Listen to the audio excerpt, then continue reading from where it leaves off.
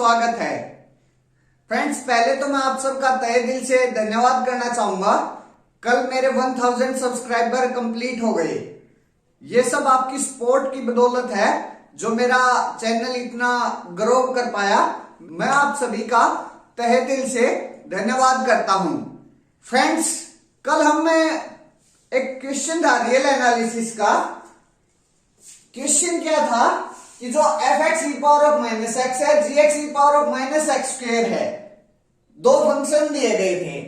एक स्टूडेंट का कमेंट आया कि सर उसमें कल मैंने gx पर भी बात कर दी थी, f(x) और gx दोनों पर बात की थी। तो एक स्टूडेंट का कमेंट आया, उसने बोला कि सर जो सी ऑप्शन था वो f(x) इंटू gx की यूनिफॉर्म कॉन्टिन्यूटी के बारे में बात कर रहा था। और फिर इस पर डिस्कशन भी हुआ कमेंट के अंदर ही कि क्या ये यूनिफॉर्म कॉन्टिन्यूअस होगा या नहीं होगा। तो फ्रेंड्स, आज हम इसी क्वेश्चन को करते हैं पहले कि ये यूनिफॉर्म कॉन्टिन्यूअस होगा या नहीं होगा। पहले f(x) इंटू gx देख लेते हैं क्या आएगा। f(x) into gx e power of minus x into e power of minus x square, ये दोनों ऐड हो जाएंगे, e power of minus x square, ये आ जाएगा। अब मैंने इस फंक्शन पर बात करनी है, ये यूनिफॉर्म कॉन्टिन्यूअस होगा या नहीं होगा। अगर मैं limit x tending to infinity लगाता हूं, limit x tending to infinity, e power of minus बाहर निकाल लिया मैंने, x plus x square, x भी इंफिनिटी की तरफ जाएगा, एक्स स्क्वायर भी इंफिनिटी की तरफ जाएगा। मींस ये जो ब्रैकेट के अंदर है वो इंफिनिटी की साइड जाएगा, इंफिनिटी की साइड जाएगा। और e की पावर माइनस इंफिनिटी, e की पावर माइनस इंफिनिटी क्या होता है? 0। मींस जो ये लिमिट है वो क्या आ गई मेरे पास? 0 आ गई। अब मैं limit x tending to minus infinity करता हूं, limit x tending to minus infinity e power of minus x plus x square, ये है मेरे पास। माइनस इंफिनिटी करूंगा तो यहां मेरे पास माइनस इंफिनिटी आ जाएगा और यहां प्लस इंफिनिटी आ जाएगा। Means infinity minus infinity indeterminate form आ जाएगी। अब उसको सोल्व करने के लिए मेरे को कुछ मैनिपुलेशन करना पड़ेगा। मैनिपुलेशन कर लेता हूं मैं, यहां से एक्स स्क्वायर को कॉमन निकाल लेता हूं। Limit x tending to minus infinity, यहां से मैंने एक्स स्क्वायर को कॉमन निकाल लिया तो e की power minus x square into यहां क्या था 1/x और एक्स स्क्वायर कॉमन आ गया तो प्लस 1। अब माइनस इंफिनिटी लिमिट अप्लाई करूंगा तो ये जो ब्रैकेट के अंदर है इसकी लिमिट क्या आ जाएगी मेरे पास? 1, क्योंकि यहां माइनस इंफिनिटी जाएगा तो 1/x क्या आ जाएगा? 0 आ जाएगा। तो सिर्फ क्या यहां क्या लिमिट बचेगी मेरे पास? 1। और जब x tending to minus infinity x square पर करूंगा तो वो इंफिनिटी आ जाएगा और माइनस आगे है ही, तो मेरे पास यहां से क्या आ जाएगा? जो ये लिमिट आएगी वो e की पावर माइनस इंफिनिटी अगेन आ जाएगा और वो क्या होता है? 0 होता है। That's it. मींस मेरे पास और जो ये e power of minus x square जो ये फंक्शन है ये क्या है? कॉन्टिन्यूअस है, पूरे आर पर कॉन्टिन्यूअस है। मेरे पास दोनों साइड की लिमिट एग्जिस्ट कर रही है एंड पॉइंट सी, तो ये फंक्शन मेरा क्या हो जाएगा? यूसी हो जाएगा। मींस यूनिफॉर्म कॉन्टिन्यूअस हो जाएगा। कहां? ऑन आर पर। That's it. मींस ये ऑप्शन मेरा राइट हो जाएगा। क्वेश्चन नंबर 2 एक partial differential equation part B का क्वेश्चन है। देखिए क्या है question. Let x curly z by curly x plus y curly z by curly y equal to 0, then find the general solution. These are the options. General solution पूछ रहा है एक partial differential equation का। हम इस question को लैग्रांजेज method की सहायता से सोल्व कर लेते हैं। लैग्रांजेज मेथड क्या है? P P plus Q Q equal to R. अगर कोई भी इक्वेशन इस टाइप से गिवन है तो हम उसे लैग्रांजेस मेथड की सहायता से, लैग्रांजेस ऑक्सिलरी इक्वेशन बनाकर उसकी सहायता से सोल्व कर सकते हैं। लैग्रांजेस ऑक्सिलरी इक्वेशन क्या बनेगी? dx divide by p equal to dy divide by q equal to dz divide by r। ये बन जाएगी मेरे पास Lagrange's auxiliary equation. That's it. उसके बाद कोई भी दो फ्रैक्शन उठाएंगे और वहां से इन तीनों फ्रैक्शन को आपस में सोल्व आउट करके हम सॉल्यूशन निकाल लेंगे। लेकिन इसमें एक ध्यान देने वाली बात है कि जब हम सॉल्यूशन निकालने जाएं, पास किसी न किसी एक सॉल्यूशन में मेरे पास z पक्का प्रेजेंट हो। अब देखते हैं, यहां इससे कंपेयर करते हैं। जो p है वो x है, जो q है वो y है और जो r है वो 0 है। तो मेरी जो इक्वेशन आ जाएगी फ्रैक्शन में वो क्या आ जाएगी? dx by x dy by y और dz बाई 0। यहां मेरे पास dz बाई 0 है। अगर मैं इस अकेले फ्रैक्शन को उठाता हूं तो यहां से मेरे पास क्या आ जाएगा? dz equal to 0। जब मैं इंटीग्रेट करूंगा तो क्या आ जाएगा मेरे पास? z equal to c1। मेरे पास एक इक्वेशन आ गई, एक कांस्टेंट आ गया c1, स्टार नाम दे देता हूं इसको। अब मैं फर्स्ट दोनों फ्रैक्शन को उठाऊंगा, dx by x equal to dy by y, और इनको सोल्व आउट करूंगा। dx by x equal to dy by y, इनको सोल्व करूंगा तो यहां से मेरे पास अगर मैं डायरेक्ट इंटीग्रेशन करता हूं, dx बाई एक्स है, 1 बाई एक्स इंटू dx है, तो वो क्या देगा? क्या आ जाएगा? log x।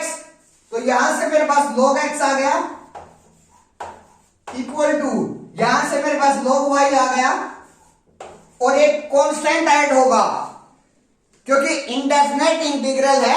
इंडेफिनेट इंटीग्रल में एक कांस्टेंट इंटीग्रेशन के साथ ऐड होता है। तो यहां मैंने कांस्टेंट ले लिया log c2। अब log x, जो log y है उसको इस साइड ले आता हूं मैं, तो log x minus log y means अगर log a minus log b है तो log a बाई b हो जाता है। तो यहां मेरे पास क्या आ जाएगा? log x by y equal to log c2। अब मैं एंटी लॉग ले लेता हूं बोथ साइड। एंटी लॉग लेने पर मेरे पास यहां x by y c2 equal to x by y आ जाएगा। ये डबल स्टार हो जाएगा।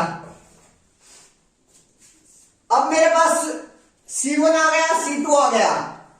अब सॉल्यूशन लिखना है। सॉल्यूशन लिखने के कई तरीके हैं। या तो मैं five of c1 coma c2 इस टाइप से लिख सकता हूं, या फिर और c1 इक्वल टू 5c2, या फिर c2 इक्वल टू 5c1। अब देख लेते हैं या किस टाइप से हमारा जो सॉल्यूशन है वो लिखा गया ऑप्शंस में। या मेरे पास अगर मैं इस टाइप से लिखूं तो मेरा एक सॉल्यूशन तो ये आ जाएगा 5z comma x by y. एक सॉल्यूशन मेरा ये आ जाएगा z equal to 5x by y. एक मेरा सॉल्यूशन ये आ जाएगा x by y equal to 5z। अब देख लीजिए हमारा कौन सा मैच करता है। सिर्फ यही मैच करता है z equal to 5 mod x by mod y वाला। मीन्स इस टाइप से हमारा जो फंक्शन, हमारा जो आंसर है, इस टाइप से हमारा जो आंसर है वो लिखा गया है। ऑप्शन ए राइट हो गया, बाकी ऑप्शन रॉन्ग हो गए। नेक्स्ट क्वेश्चन, क्वेश्चन नंबर 3, एक सीओवी का क्वेश्चन है पार्ट बी में। क्या है क्वेश्चन देख लेते हैं। Let I y x equal to, integration 0 to 1 2y dash square plus xy dx with y0 equal to 0, y1 equal to 1. Then these are the options. इसमें हमने एक एक्सट्रीमल फाइंड आउट करना है। इसका जो ये फंक्शन दिया गया है इसका हमने एक्सट्रीमल फाइंड आउट करना है। एक्सट्रीमल फाइंड आउट करने के लिए हमें आइलर इक्वेशन का यूज करेंगे। आइलर इक्वेशन क्या है मेरे पास? Curly f by curly y minus d by d x curly f by curly y dash equal to 0। यहां मेरे पास f क्या है? f equal to 2y dash square plus x y. Put कर देते हैं कर लिया बाई कर ली वाई। यहां क्या आ जाएगा? x minus d by d x है इट इज कर लिया by curly y dash कर लिया by curly y dash 2 into 2 4y dash 4y dash equal to 0। Solve कर लीजिए। x minus derivative of 4y dash 4y double dash equal to 0। यहां से मैं 4y double dash को उस side ले जाता हूं तो मेरे पास 4y double dash equal to x आ जाएगा। 4 को मैं नीचे ले जाता हूं तो y double dash equal to x by 4। अब इंटीग्रेट कर दीजिए बोथ साइड। इंटीग्रेट करेंगे तो यहां y dash x square divide by 4 into 2 means 8 plus एक कांस्टेंट। ये कांस्टेंट क्यों ऐड होया? क्योंकि यहां पर हम इंडेफिनेट इंटीग्रल कर रहे हैं। यहां y डैश आ गया, मेरे को y लेकर आना है तो एक बार फिर से इंटीग्रेशन कर देते हैं। तो इंटीग्रेशन होगा तो y equal to x cube by 8 into 3 x cube by 24 plus c1 x plus एक कांस्टेंट और ऐड हो गया क्योंकि एक बार फिर से हमने इंडेफिनेट इंटीग्रल किया है। y आ गया मेरा। दो कंडीशन और गिवन है y0 equal to 0 y1 equal to 1। y0 equal to 0 निकाल लेते हैं जहां से y0 इक्वल टू 0 यहां 0 है ये 0 हो जाएगा ये 0 हो जाएगा तो c2 की वैल्यू मेरे पास क्या आ गई यहां से 0। अब मेरे पास जो एक्सट्रीमल बचा वो क्या बचा है? y equal to x cube by 24 plus c1 x। एक कंडीशन और गिवन है y1 इक्वल टू 1 पुट कर दीजिए वो भी y1 इक्वल टू 1 तो मेरे पास क्या आ जाएगा? यहां 1 का cube 1 by 24 plus c1 into 1 c1। तो यहां से मेरे पास c1 की वैल्यू आ जाएगी। c1 की वैल्यू क्या आई? 1 minus 1 by 24 equal to 24 minus 1 23 by 24। c1 की वैल्यू यहां पुट कर दीजिए तो मेरे पास जो हमने एक्सट्रीमल निकालना है वो आ जाएगा। क्या आ जाएगा? अगर मैं c1 की यहां वैल्यू पुट करूं तो y equal to x cube by 24 plus 23 by 24x। ये मेरे पास एक्सट्रीमल आ गया। अब ऑप्शन पर चलते हैं। ये जो डी ऑप्शन है x cube by 24 plus 23 by 24x यही आंसर होगा। यही एक्सट्रीमल आया हुआ means option D right. Thank you.